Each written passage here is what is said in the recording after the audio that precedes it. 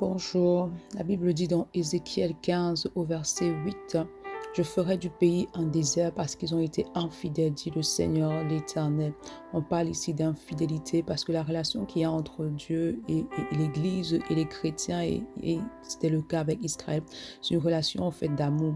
Lorsqu'on parle d'infidélité ici, l'infidélité renvoie à trois aspects. Le premier aspect, c'est lorsque tu marches dans le péché, lorsque tu pêches et que tu demeures dans le péché, que tu es attaché au péché, alors tu es infidèle devant le Seigneur parce que la Bible dit que ceux qui ont mal connu Dieu, ceux qui marchent avec le Seigneur, en fait, ne pêchent pas, c'est-à-dire que n'aiment pas le péché, ont le péché en horreur comme le Seigneur.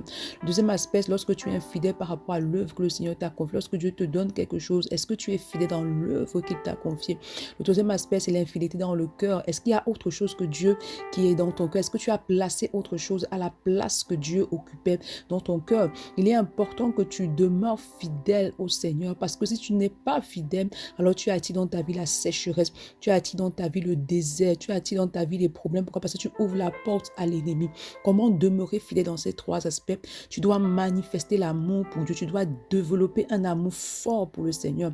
Parce que plus tu aimes Dieu, plus tu auras facile à lui être fidèle. Parce que lorsqu'on aime une personne, on veut demeurer fidèle à cette personne-là.